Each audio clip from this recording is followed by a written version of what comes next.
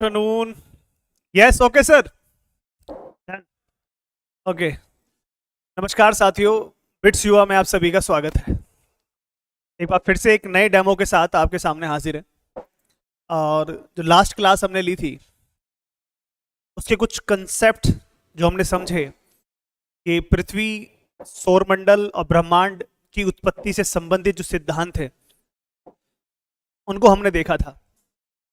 उसमें हमने कांट और लाप्लास को सुना, देखा और समझा था कि कांट ने एक सिंगल स्टार की मदद से ब्रह्मांड की गुत्थी को सुलझाने की मदद की, या हम ये कहें कि सोलर सिस्टम की उत्पत्ति की गुत्थी को सुलझाने के लिए इन्होंने एक स्टार का सहारा लिया, एक तारे का सहारा लिया।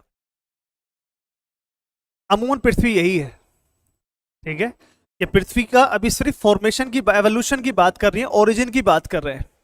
लेकिन जब ये तप्त गोला धीरे धीरे एक एक एक एक एक पृथ्वी का आकार लेगा, जब धीरे धीरे वो ठंडा होगा, जो उस पर क्रस्ट का फॉर्मेशन होगा, मेंटल का फॉर्मेशन होगा, कोर का फॉर्मेशन होगा, वो अलग चीज होगी। उसे हम अगली क्लास में डिस्कस करेंगे। Very very good afternoon Bunty. ठीक, उसे हम अगली क्लास में डिस्कस करेंगे। तो लास्ट क्लास में हमने क्वेश्चंस को समझा था कि किस तरह से कांट ने एक हेवन, ठीक है, जो जनरल थ्योरी थी उनकी हेवन से रिलेटेड, ठीक है, और उससे संबंधित जो अदर उनके इंपॉर्टेंट एस्पेक्ट्स थे और उनका जो मेजर कंट्रीब्यूशन था फिजिकल ज्योग्राफी में, उसको हमने देखा। ठीक, तो आज की इस क्लास में, आज की इस नई डेमो क्लास में हम चीजों को आगे बढ़ाएंगे और समझेंगे कि अब ये डुअलिस्टिक कंसेप्ट क्या होता है। What is dualistic concept? इसे हाइपोथेसिस भी कह सकते हैं, कुछ थ्योरीज भी इसमें ले सकते हैं। ये डुअलिस्टिक कंसेप्ट आखिरकार किन चीजों की बातें कर रहा है?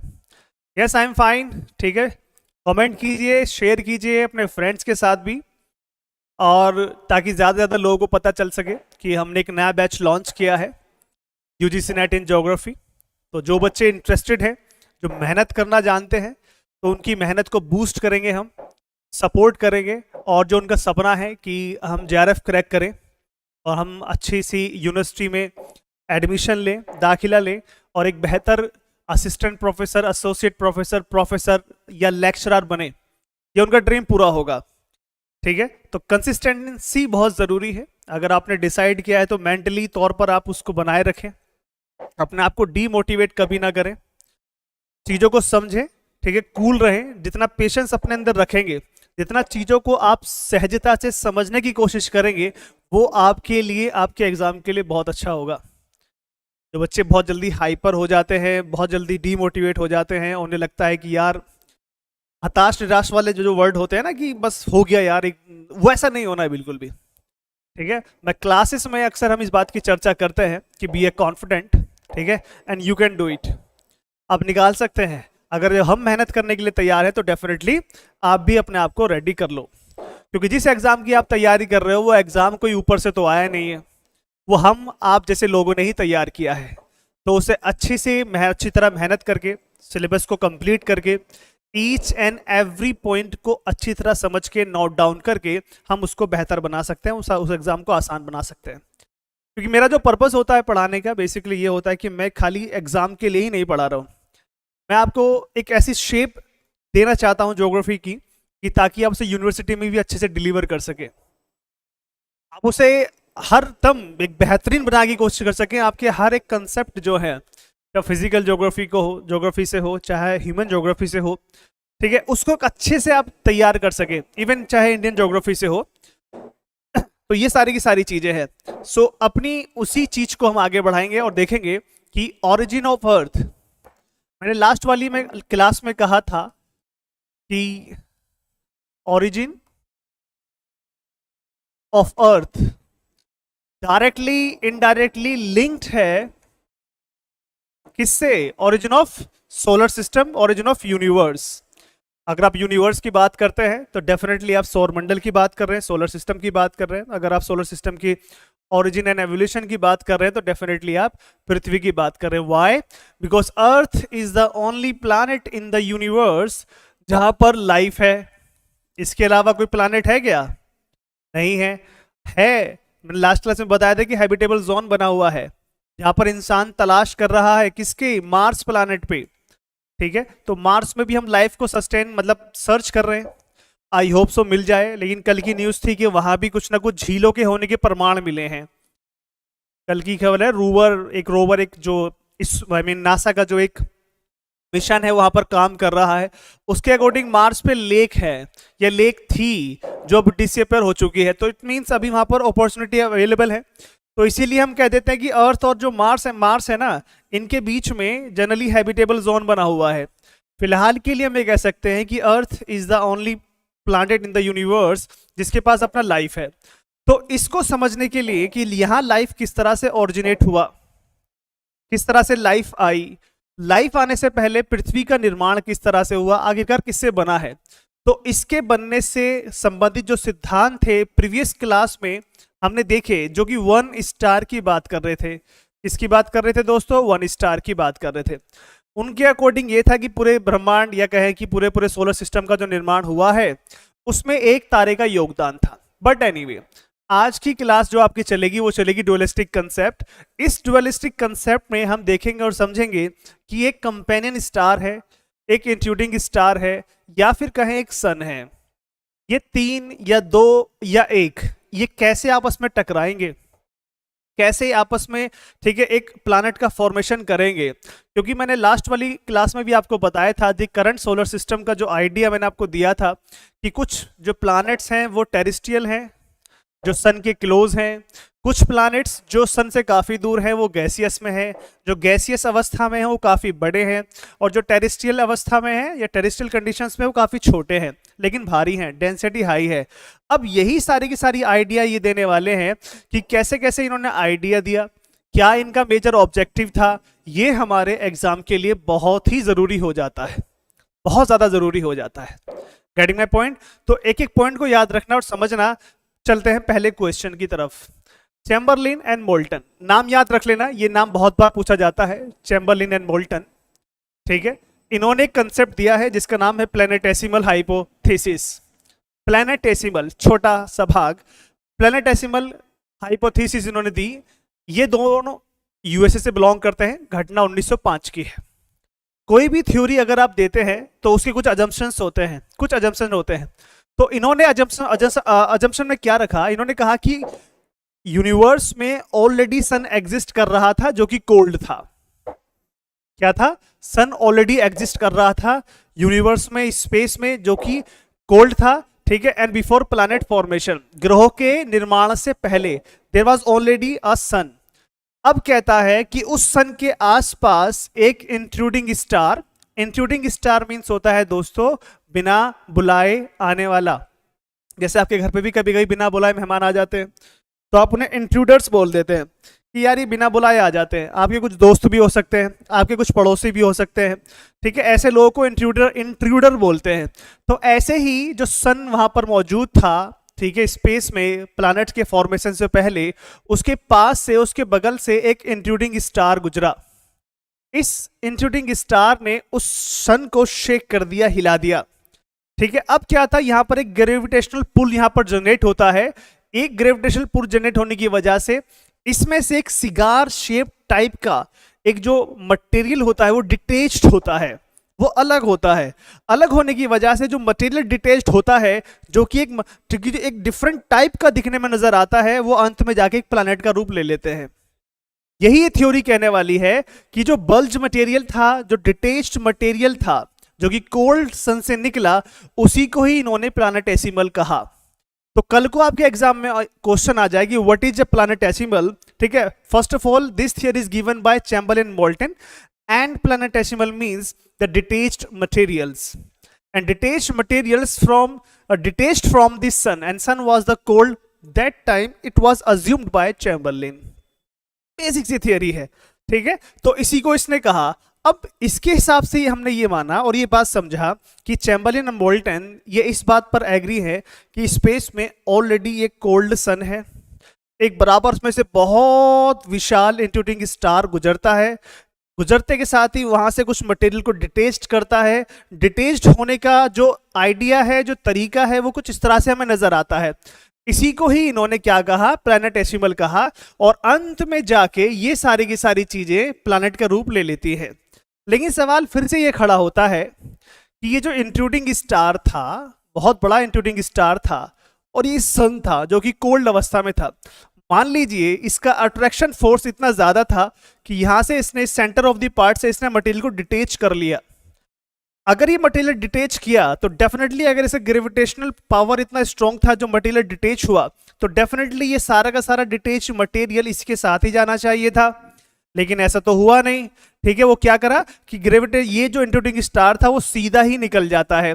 अब ये जो rest of the detached material है वो धीरे धीरे इसके चारों ओर घूमना शुरू कर देता है और अंत में जाके वो एक प्लैनेट्स का रूप ले लेता है। चलो ये बात समझ में आ गई कि उन्होंने प्लैनेट्स का रूप ले लिया। लेकिन what about the other features, के 4 तो इसमें टेरेस्ट्रियल प्लैनेट है, 4 इसमें गैसियस प्लैनेट है। भाई इनके बारे में भी तो थोड़ा बहुत बताओ, इनके बारे में तो समझाओ। तो ऐसा कुछ था नहीं, तो दैट वाज द रीजन कि ये थ्योरी रिजेक्ट कर दी गई। भले आपने तो कुछ बताया नहीं, इतनी थ्योरी तो कोई भी बता देगा। मान लीजिए बंटी बता देगी इतनी थ्योरी, तो है कि नहीं? तो कुछ नया बताओ आप। चलिए नया लेकर आए हैं जेम्स जीन। इन्हें भी सपना आया कि I can explain and I can solve the theory of origin and evolution of the अर्थ। चलो कुछ नया करते हैं। वो तूफानी आता ना, थम्स अप पीते, चलो कुछ नया करते हैं। ये भी कुछ नया लेकर आए, टाइडल हाइपोथेसिस, टाइडल फोर्स की बात कर रहे हैं। अब 1919 में, ठीक है, ये बात बता रहे हैं। भारत में तो ये 1919 का जो कार्यकाल है बहुत इंपॉर्टेंट है, बट इन्होंने दिया है थियरी टाइडल हाइपोथेसिस। और टाइडल हाइपोथेसिस थ्योरी जो है वो ओरिजिन ऑफ अर्थ से रिलेटेड है। यहां बात खत्म हो जाती है। इनकी थ्योरी में 6 बेसिक अजम्पशंस हैं। कितनी है दोस्तों? 6। अब इन 6 बेसिक अजम्प्स में ध्यान से देखना, ये क्या कह रहे हैं। ये कह रहा है the solar system was formed by a sun and intruding star. अभी कुछ देर पहले हमने चैम्बरलिन में भी देखा था कि चैम्बरलिन ने कहा था कि एक सन ऑलरेडी एग्जिस्ट कर रहा है और एक वह इंट्रूडिंग स्टार है। इसने कहा है एक सन और एक इंट्रूडिंग स्टार। तो दोनों basic assumptions both are same. Chamberlin की भी सेम अजम्पशंस है और जेम्स जीन की भी सेम अजम्पशन है। चलो कोई बात नहीं। कह रहा है sun was big in gaseous matter, जबकि हमने वहां देखा था sun was not as big as the intruding star, और वो कोल्ड है। यहां ये कह रहा है sun was big in the gaseous matters. चलिए, intruding star was bigger than sun. अब यहां बिल्कुल सिमिलर पॉइंट निकल के आ जाता है चैम्बरलिन वाला कि intruding star is bigger than sun. मतलब इंट्रूडिंग स्टार सन से भी ज्यादा बड़ा है। सन तो बड़ा है लेकिन इंट्रूडिंग स्टार उससे भी बड़ा है। तो ये तीनों के तीनों पॉइंट कहीं ना कहीं हमें चैम्बरलिन से मिलते हुए नजर आते हैं।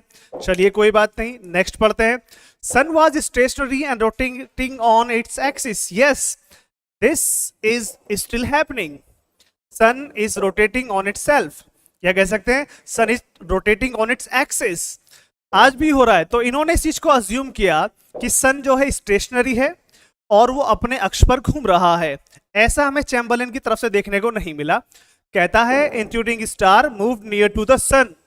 इंट्रूडिंग स्टार सन के नजदीक गया और जाने के बाद देखा कि टाइडल फोर्स एक्टिव होता है और इंट्रूडिंग स्टार कुछ मटेरियल को डिटेच कर लेता है, जिसका आकार जो होता है वो शिगार के आकार की तरह होता है, एक फिलामेंट की तरह होता है। ठीक है, इसको इसने बड़ी आसानी से समझाया कुछ इस तरह से कि दैट इज द सन, कि ऑलरेडी स्पेस में एक सन है। ठीक है, आई मीन ये सन है और यहां से आप देखोगे कि इंट्रूडिंग स्टार तेजी से आता है।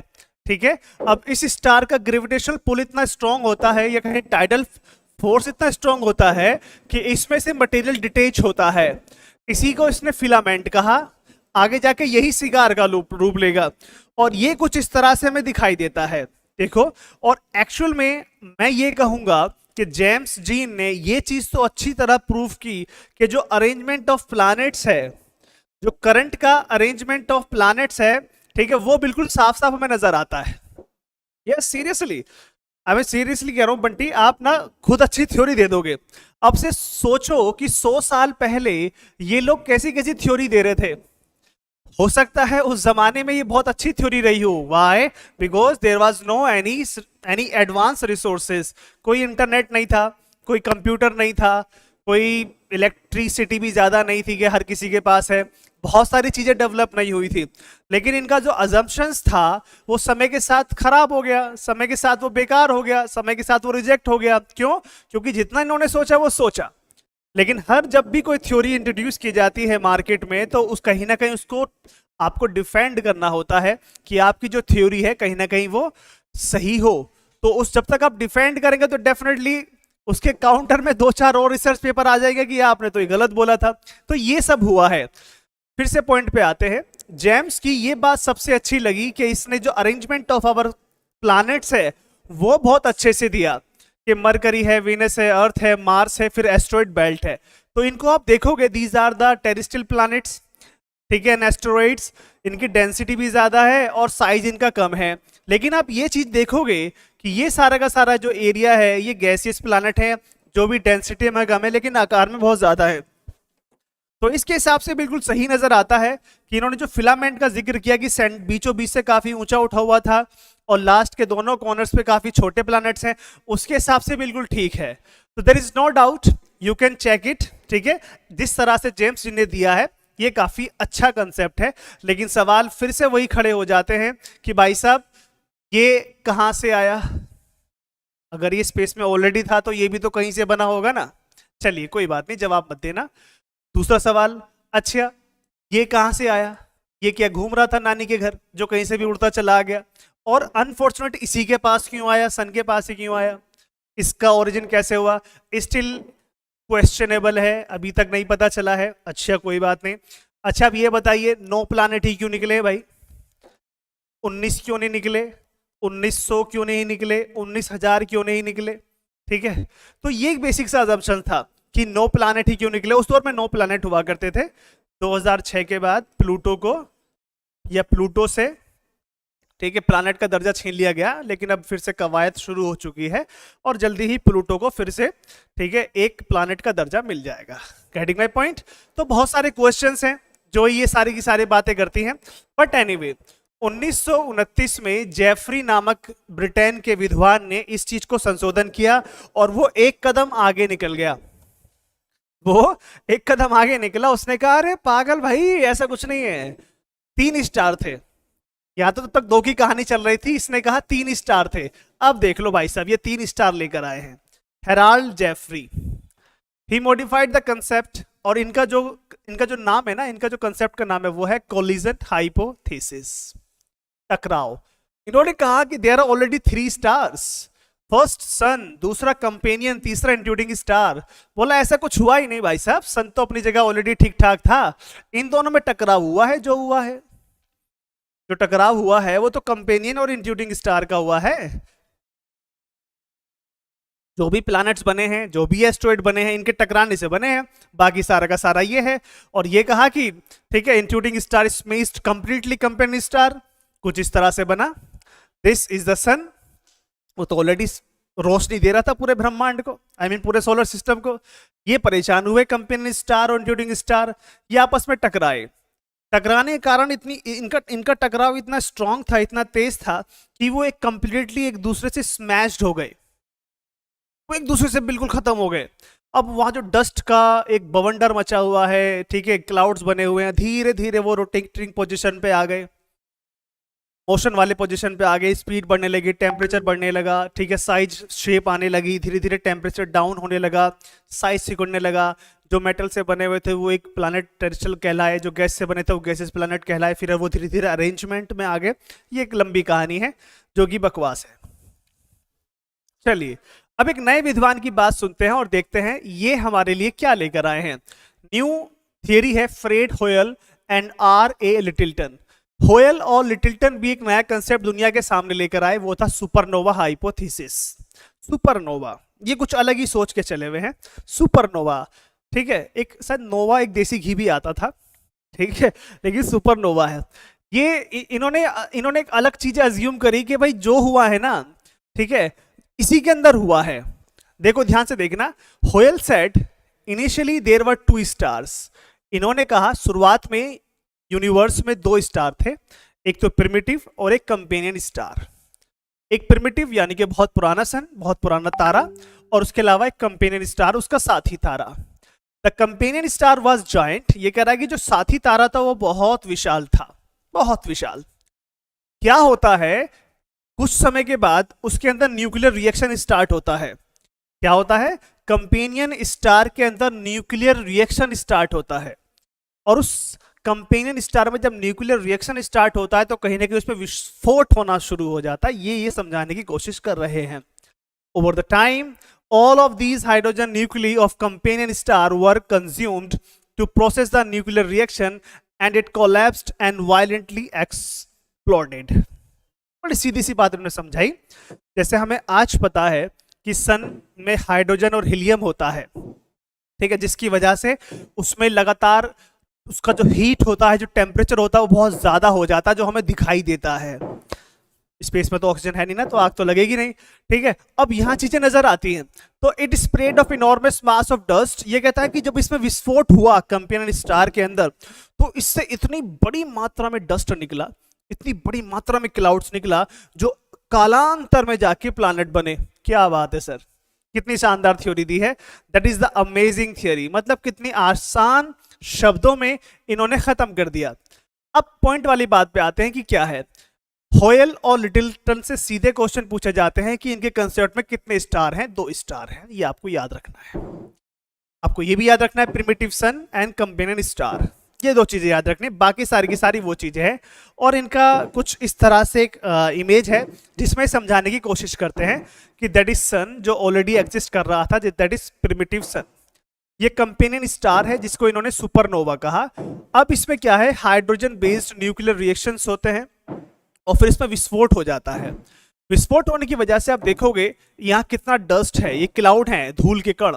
अब धीरे धीरे ये उसी सन के यानी कि प्रिमिटिव सन के चारों ओर घूमने लगते हैं, चारों ओर घूमने लगते हैं। अब धीरे धीरे समय बीतता है और एक्यूमुलेट होती हैं चीजें। एक्यूमुलेट होने के कारण प्लैनेट्स का फॉर्मेशन होता है, और कालांतर में ये सोलर सिस्टम जो करंट सोलर सिस्टम है बनकर तैयार हो जाता है।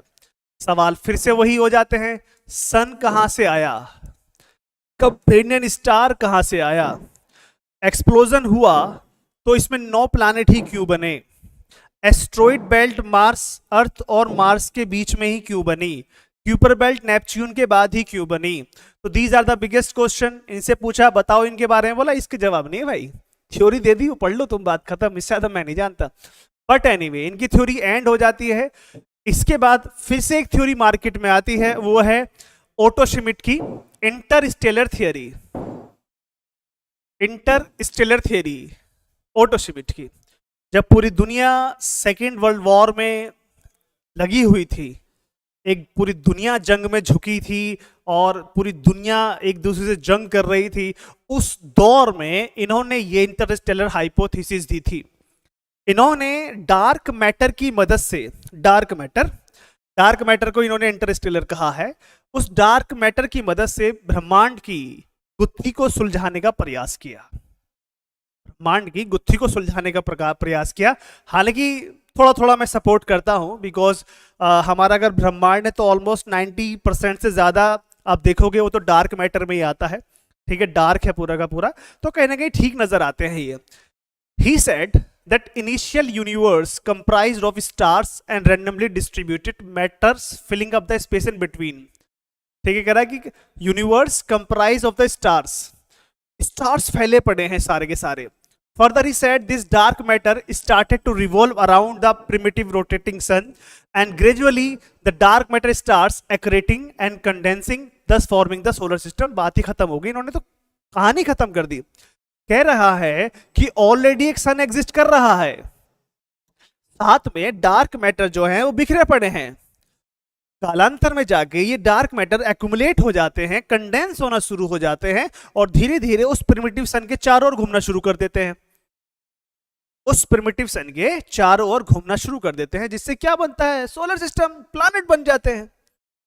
मतलब कितने आसान शब्दों में इन्होंने कहा कि हाँ भाई थ्योरी मानो मत मानो, थ्योरी ये है, थ्योरी आपके सामने है, ठीक है, कहानी खत्म हो जाती है। अब क्रिटिसिज्म क्या है, he did not explain the mode of origin of these dark matter. यही सवाल तो मैं भी लगातार पूछ रहा हूं कि सवाल डार्क मैटर का ही नहीं है, सवाल है कि 9 प्लैनेट्स ही क्यों बने, ठीक, सवाल ये है जो फ्रंट के जो 4 प्लैनेट्स हैं वो टेरेस्ट्रियल क्यों हैं? सवाल ये है जो लास्ट के 4 और 5 प्लैनेट्स हैं वो गैसियस अवस्था में क्यों हैं?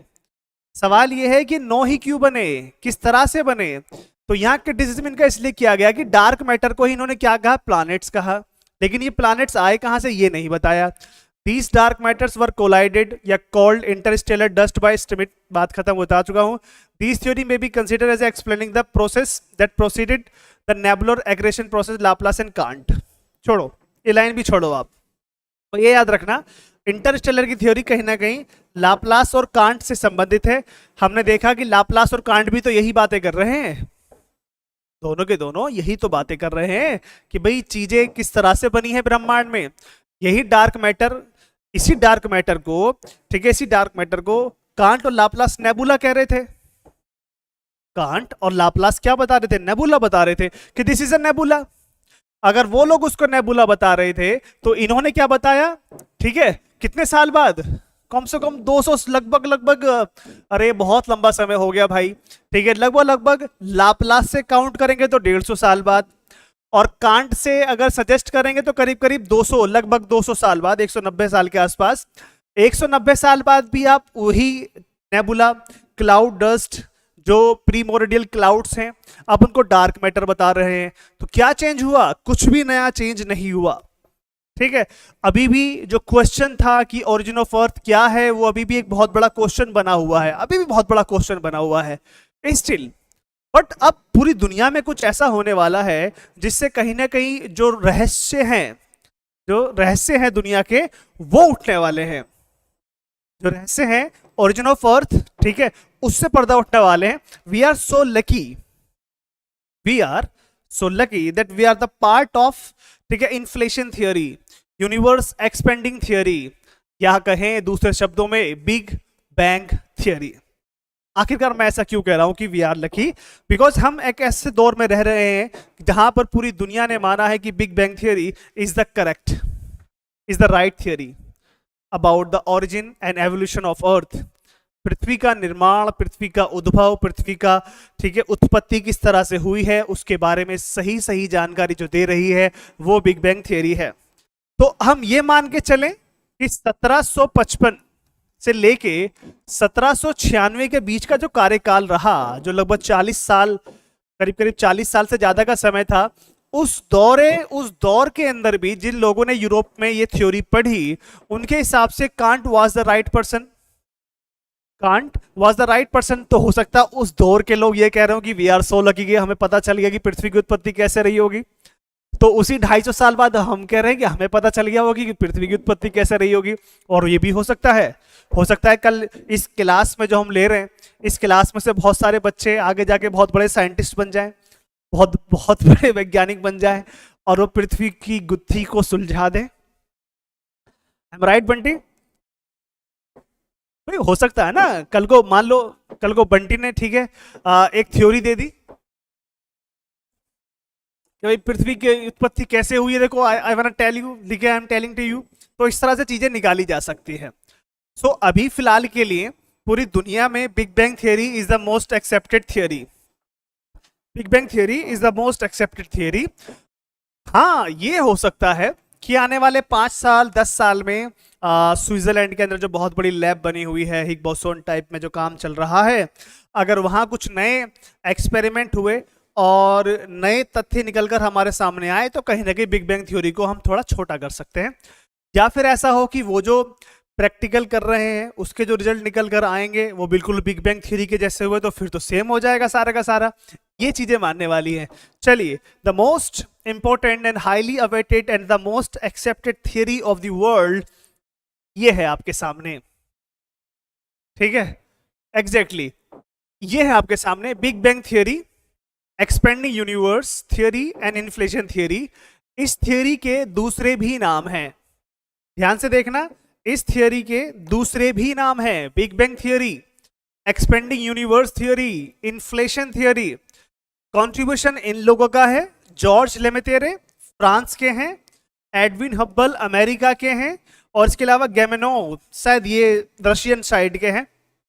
तो ये चीज ध्यान से रखना, these are the 3 names who contributed in big bang theory, जिसको दूसरे नाम से एक्सपेंडिंग यूनिवर्स भी कहते हैं, इन्फ्लेशन थियरी भी कहते हैं। अब कैसे इसको समझोगे, ऐसे समझना। बिग बैंग थियरी एक सिंपल से प्रिंसिपल पे काम करती है, वो ये कि each and everything is going away, each and everything is going away. ब्रह्मांड में सारी चीजें एक दूसरे से दूर जा रही हैं, ब्रह्मांड में सारी चीजें एक दूसरे से दूर जा रही हैं, ये इनका कहना है। कैसे समझोगे, ऐसे समझो। हमारे सोलर सिस्टम में जितने प्लैनेट्स हैं उसमें अर्थ है। अर्थ ये रहा, मान लीजिए अर्थ पर मैं हूं। अगर मैं अर्थ से बाहर निकलता हूं तो सबसे पहले मैं देखूंगा टेरेस्ट्रियल प्लैनेट्स। जैसे ही टेरेस्ट्रियल प्लैनेट्स खत्म होते हैं, एस्टेरॉयड बेल्ट, उसके बाद आप देखोगे गैसियस प्लैनेट, उसके बाद क्यूपर बेल्ट। उससे थोड़ा बाहर निकलोगे तो सोलर सिस्टम आपको नजर आ जाएगा। थोड़ा और सोलर सिस्टम से बाहर निकलोगे तो you will find the number of stars, और जो ज्यादा दूर जाओगे तो क्लस्टर ऑफ स्टार्स। ठीक है, अब और थोड़ा और दूर जाओगे तो गैलेक्सीज, थोड़ा और दूर जाओगे क्लस्टर ऑफ गैलेक्सीज, थोड़ा और दूर जाओगे तो बन जाता है पूरा का पूरा यूनिवर्स। और अगर इसको ये समझना चाहो कि सब एक दूसरे से एक्सपेंड हो रहे हैं, एक दूसरे से दूर जा रहे हैं, तो अगर इन सबको वापस समेट के मैं एक छोटे से डिविया में वापस ले आऊं, बंद कर दूं एक छोटे से फायरबॉल में, यकीन होगा इस पर? बिलीव करोगे आप इस पे? एक छोटा सा फायरबॉल, एक छोटा सा फायरबॉल मेरे पास है, नहीं दिखा था। एक छोटे से फायरबॉल के अंदर एक भयंकर विस्फोट होता है, और इतना भयंकर विस्फोट होता है कि अगले कुछ मिनट के अंदर, ठीक है, वो दिखने लग जाता है, और अगले 3 लाख साल में पूरा का पूरा ब्रह्मांड, पूरा का पूरा यूनिवर्स ट्रांसपेरेंट हो जाता है। और ये ट्रांसपेरेंट नंबर ऑफ गैलेक्सीज से मिलकर बना हुआ है। एक गैलेक्सी के अंदर खरबों खरबों तारे हैं, उन खरबों तारों में सौर मंडल है, ठीक है, सोलर सिस्टम है, उन सोलर सिस्टम्स के अंदर प्लैनेट हैं, उनमें से किसी एक प्लैनेट पे हम बिखरे हुए हैं।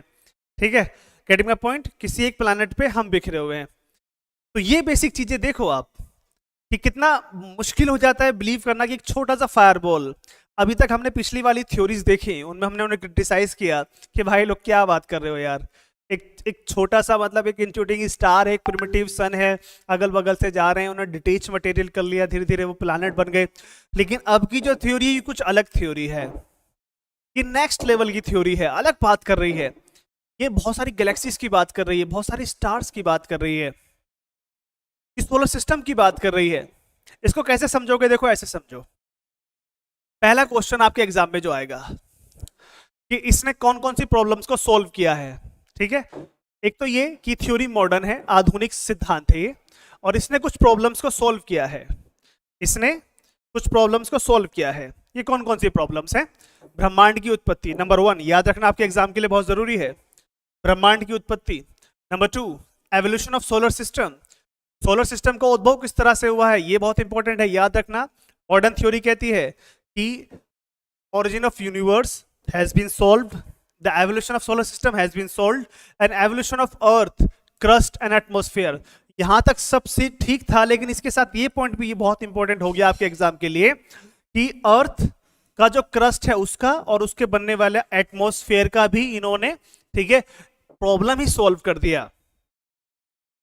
प्रॉब्लम इन्होंने सॉल्व किया कि एक अंडा, अंडा एक एग आप बॉयल कीजिए, बॉईल करेंगे तो धीरे धीरे आप देखेंगे जो टॉप लेयर है वो क्रस्ट, थिन लेयर है, नीचे का बीच का जो लेयर होगा व्हाइट कलर का आप उसे देखेंगी वो मेंटल, और नीचे का जो एक अंदर का जो लेयर होगा जिसे हम जनरली यॉक बोलते हैं,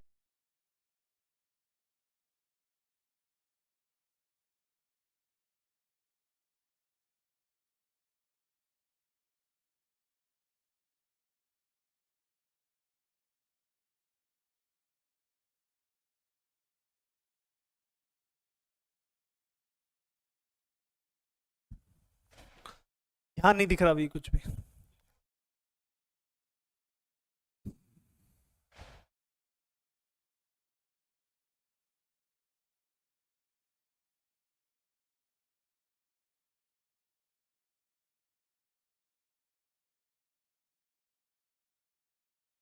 hello hello hello hello hello hello hello hello hello बच्चों, आवाज आ रही है क्लास की? यस, क्या आप मुझे सुन सकते हो?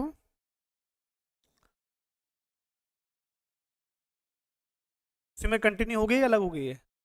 कंटिन्यू है ना उसी में। हाँ।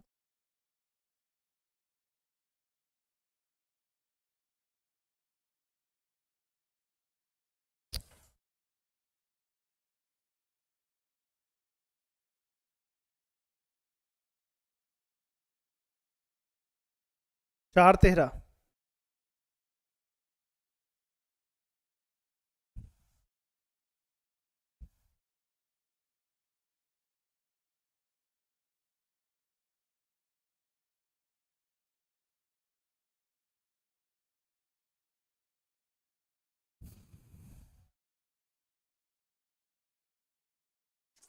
यस,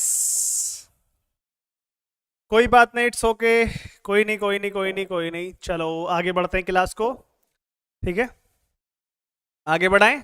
चलिए, तो अभी आपने देखा कि ये एक थ्योरी ऐसी थ्योरी है जो कि वर्ल्ड मोस्ट एक्सेप्टेड थ्योरी, जो एक सडन ओरिजिन की बात करती है, जो एक कहती है फायर बॉल में अचानक ही विस्फोट होता है, सडन ओरिजिन, और कुछ ही देर में एक मैटर फॉर्म हो जाता है और उसके कुछ लाख साल बाद एक एक यूनिवर्स ट्रांसपेरेंट हो जाता है। ये बेसिक सी बात कर रहा है। तो आपने अपने एग्जाम के लिए तीन बातें याद रखनी है: origin of universe, solar system and earth, और उसका क्रस्ट और उसका एटमॉस्फेयर। तो मैं आपको बता रहा था कि अर्थ का क्रस्ट किस तरह से बना। एक एग को आप बॉईल करेंगे तो ऊपर का लेयर काफी पतला होगा, व्हाइट वाला, फिर नीचे का जो काफी व्हाइट कलर का जो वो मैंटल, ठीक है, और लास्ट वन वो हो जाता है आपका कोर। पृथ्वी आज भी ठंडी हो रही है, देयर इज नो डाउट। आप ये बिल्कुल ना समझें कि पृथ्वी पूरी तरह से ठंडी हो चुकी है, ना, पृथ्वी आज भी ठंडी हो रही है। उसका ऊपर वाला हिस्सा सबसे पहले ठंडा हुआ है, उसके नीचे वाला हिस्सा अभी भी ज़्यादा ठंडा नहीं हुआ लेकिन ठंडा हो रहा है, और उसके सबसे नीचे वाला हिस्सा जो सेंटर ऑफ द अर्थ है, जिसे हम कोर कहते हैं, वो अभी भी ठंडा हो रहा है। ठीक है, तो ये बेसिक सी चीज़ें हैं। तो आप इनमें 2-4 बेसिक याद रखना। एक जीके टाइप में कि इन्होंने कहा कि पहला एटम बना, ठीक है, जो बाद में मैटर में कन्वर्ट हो गया, और फिर 3 लाख साल बाद पूरा का पूरा, ठीक है, यूनिवर्स ट्रांसपेरेंट हो गया। ठीक है, और उसके बाद बहुत सारी गैलेक्सीज बनी, बहुत सारी गैलेक्सीज बनी, मैं आपको बता चुका हूं स्ट्रक्चर क्या है। अब आप इसको कुछ इस तरह से समझो कि everything is running from the each other, हर एक चीज अपने से दूर जा रही है। तो हम ये मान लें कि आने वाले समय में पृथ्वी भी दूर चली जाएगी सन से, ये प्लैनेट भी दूर चले जाएंगे, काफी गैप हो जाएगा इनमें। क्या होगा? एक पॉसिबिलिटी तो ये भी है, और हो सकता है एक पॉसिबिलिटी ये भी होगी आने वाले समय में सन का ईंधन खत्म हो जाए, सूरज का जो ईंधन है, जो फ्यूल है, वो खत्म हो जाए, वो ब्लैक होल बन जाएगा। अगर वो ब्लैक होल बन जाएगा तो डेफिनेटली सारे के सारे प्लैनेट उसके अंदर गायब। नंबर ऑफ हाइपोथेसिस हैं जो आने वाले समय में देखेंगे, हम उस पर ज्यादा डिटेल में नहीं जाएंगे, हम सिर्फ ज्योग्राफी से जुड़ी हुई जानकारी ही यहाँ लेंगे, एस्ट्रोनॉमी पे ज्यादा हम ध्यान नहीं देने वाले। अर्थ, टेरेस्ट्रियल प्लैनेट, एस्ट्रॉयड बेल्ट, और धीरे धीरे देखोगे गैलेक्सीज और क्लस्टर ऑफ गैलेक्सीज, फिर बना यूनिवर्स। इसको आप इस तरह भी समझ सकते हैं, इसको इस तरह से समझ सकते हैं। अगर सिंगुलैरिटी वाले पॉइंट से ऊपर की तरफ आप जाएंगे तो आपको क्लस्टर ऑफ गैलेक्सीज नजर आएंगी, और क्लस्टर ऑफ गैलेक्सीज से बनेगा यूनिवर्स। यानी कि सिंगुलर पॉइंट से जहां से कहानी शुरू होती है, आज कितनी ज्यादा क्लस्टर ऑफ गैलेक्सीज बन चुकी हैं। अगर इसको रिवर्स करना चाहते हो तो वापस आप सिंगुलर पॉइंट पे आ जाएंगे। ये एक डायग्राम इस तरह से बताना चाह रहा है कि बिग बैंग थियरी ने क्या जानकारी दी है। ठीक है, तो gaseous, clouds, star, local star, star local cluster, galaxies and cluster of galaxies, these are the assumptions were taken by the Big Bang theory। अगर आप ये नहीं समझ सकते तो आप ये समझ सकते हैं कि इसको देखो यूनिवर्स एक्सपेंडिंग थ्योरी। अगर ये चारों चीजें काफी क्लोज थे तो आने वाले समय हम देखेंगे काफी गैप है, अब इनमें भी और भी काफी गैप हो चुका है। तो ये बेसिक सी जानकारी इन्होंने दी है, ठीक है, बिग बैंग थ्योरी ने, कि each and everything is going to a way. बस आपको ये इनमें समझना है कि इसमें क्या क्या इंपॉर्टेंट चीजें हैं, जैसे cluster of galaxies, galaxies, local stars, ये हमारे पूरे ब्रह्मांड की कुछ बेसिक सी विशेषताएं हैं।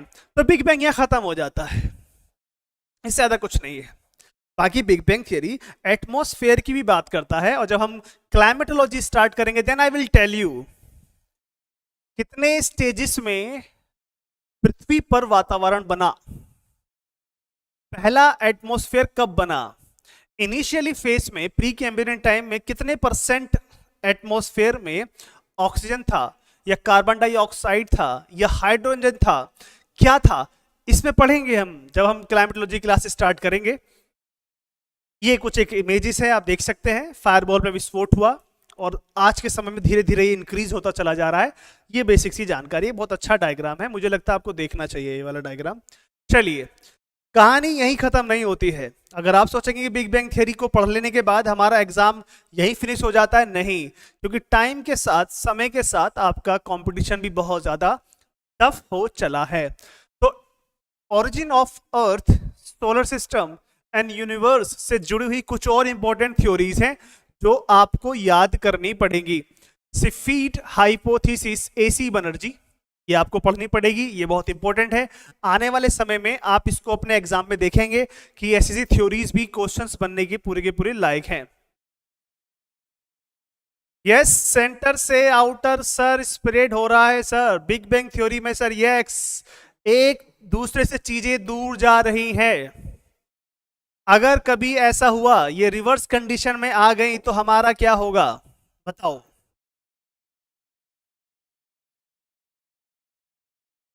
भाई ये एक दूसरे से दूर गई तभी तो लाइफ बनी, और लाइफ तो अभी हाल ही की बनी है, कुछ साल पहले की घटना है। पूरे ब्रह्मांड के बनने की परंपरा को ध्यान से देखें तो इंसान का जीवन तो कुछ साल पहले की घटना ही मान लगेगा हमें, ठीक है, ब्रह्मांड की उत्पत्ति के रिगार्डिंग अगर हम देखें। बट एनीवे, उसको बाद में बात करेंगे। Ross Gunn in rotational and tidal hypothesis, ये कुछ नई थ्योरीज हैं जो मुझे लगता है आपके एग्जाम के लिए बहुत इंपॉर्टेंट होने वाली है, बहुत इंपॉर्टेंट, ठीक है। वो तो क्लासिकल थ्योरीज हैं जो जनरली हर किताब के अंदर मिलेंगी, लेकिन आपको ये भी याद करना है कि फोस्नो globule concept, Watzkewicz protoplanetary and Condrew's concept 1971 and Jupiter Sun binary system hypothesis by E.M. ठीक है, ड्रोविस्की। हाँ, डिस्ट्रॉय हो जाएगी सब कुछ, ठीक है, सब कुछ चीजें डिस्ट्रॉय हो जाएंगी, ठीक है। तो ये सारी की सारी चीजें हैं। अब भाई सिंपल सा सवाल है ना, उस फायर बॉल, उस सिंगुलर पॉइंट के अंदर, ठीक है, 3 मिनट के अंदर पहला मैटर बन गया, विस्फोट हुआ ना, उसमें पहला मैटर बना, ठीक है, और धीरे धीरे फिर कुछ साल बाद पूरा का पूरा ट्रांसपेरेंट हो गया। तो जब से ये चीजें एक दूसरे दूर जा रही हैं, अगर आइडिया लगाया जाए कि पूरा ब्रह्मांड कितना पुराना है, तो 15 यानी कि 1500 अरब साल, ठीक है। अब विस्फोट होता है 13.7, ठीक है, 1370 अरब साल पहले। तो उस समय से पूरे के पूरे अंदाजा लगाइए कि ये वो काल था जिस वक्त पूरा का पूरा ब्रह्मांड बनना शुरू हुआ था, और आज भी ब्रह्मांड बन ही रहा है। And we are a human and we have very less technology to identify the farthest point of the universe. हम उसमें अभी सक्षम नहीं है। मे भी हो सकता है कि अब से आने वाले 20 साल बाद, 30 साल बाद ये संभव हो कि हम पूरे ब्रह्मांड के दूसरे हिस्सों की भी जानकारी हासिल करना चाहें। लेकिन फिलहाल जितना हमने विकास किया है पिछले 100-150 साल के अंदर, उससे एक बात तो क्लियर है कि इन्होंने पृथ्वी का बेड़ा गर्क कर दिया है, बिल्कुल बेड़ा गर्क। पूरे पृथ्वी का क्लाइमेट चेंज हो गया है, ओशंस, समुद्र का पानी खौल रहा है, उबल रहा है, टेम्परेचर बढ़ गया ना, बायोडाइवर्सिटी डैमेज, प्रजातियां विलुप्त हो रही हैं। क्या क्या हो रहा है, इतना सा विकास।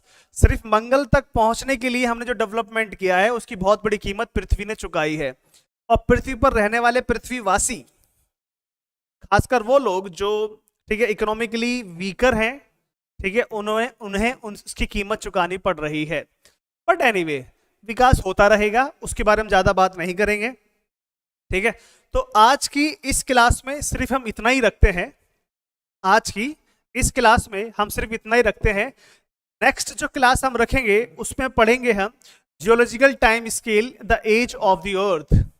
अगली क्लास जो होगी उस क्लास में मैं आपको बताऊंगा कि पृथ्वी तो बन चुकी है, अब पृथ्वी के बनने यानी कि 460 करोड़ साल से कहानी स्टार्ट होगी, और 2024 में उस कहानी को मैं एंड करूंगा। और उसमें हम देखेंगे ये 460 करोड़ साल पुरानी बात या कहानी जहां से शुरू होगी वो 2024 में जाकर एंड होगी। तो इसके डिफरेंट नेम्स क्या हैं, ठीक है, और हमारे एग्जाम्स में यहां से कैसे क्वेश्चंस आ रहे हैं, कैसे हमें इतना लंबा इतिहास याद रखना है। हमारी तो हालत आजकल ये हो गई है कि हमें तो 5 साल पुराना इतिहास याद ना हो, अरे 2 महीने पहला करंट अफेयर आपको याद नहीं हो सकता। क्यों? क्योंकि हमने किताबें छोड़ दी हैं, हमने किताबों से दूरी बना ली है। जब हम किताबों से दूरी बना लेते हैं तो हमें चीजें बहुत ज्यादा मुश्किल हो जाती है हमारे लिए, ठीक है। फिर हम सोचते हैं कि यार जो भी हवा में मटेरियल घूम रहा है ना उसे पकड़ लो बस, ठीक है। तो फिर ऐसा क्या होता है कि आपकी बुद्धि का प्रॉपर विकास भी नहीं हो पाता ना। प्लीज सबसे अच्छे फ्रेंड्स आपके बुक्स हैं, बुक्स को रीड कीजिए, अच्छे से रीड कीजिए, क्योंकि अगली जो क्लास होने वाली है बहुत मजेदार होगी। मजेदार क्यों होगी? क्योंकि उसमें हम बताएंगे कि जब पृथ्वी बन रही थी तो कॉन्टिनेंट कैसे बने, ओशंस कैसे बने, उस पर जब बारिश हुई, पानी आया, पानी में लाइफ आई, लाइफ में कौन से वाले एनिमल्स आए, फिर धीरे धीरे कहानी आगे बढ़ेगी, डायनासोर तक पहुंचेंगे, फिर इंसानों तक पहुंचेंगे, ठीक है। और फिर आज का मॉडर्न ह्यूमन हम देखेंगे कैसे माइग्रेट हुए, क्या क्या डेवलपमेंट हुए कॉन्टिनेंट के साथ, जब प्लेट्स बनी, प्लेट्स टकराई, माउंटेन बने, प्लेन बने, प्लेट्यूज बने, ये टिपिकल फीचर्स बना पृथ्वी पर। और जो आज हमारे पास पृथ्वी रहने लायक है, जिसमें सही मात्रा में सारी चीजें अवेलेबल हैं, उसमें वो कैसे पहुंची इतने लंबे समय, उसने कैसे तय करा, कौन कौन से मेजर फैक्टर्स थे, इन सारी चीजों को हम अगली क्लास में डिस्कस करेंगे, ठीक है। तो वीडियो अगर पसंद आई हो तो कमेंट करें, लाइक करो, अपने दोस्तों के साथ शेयर करो, ठीक है, क्योंकि हमने नया बैच लॉन्च किया है, वेरी वेरी इंपॉर्टेंट।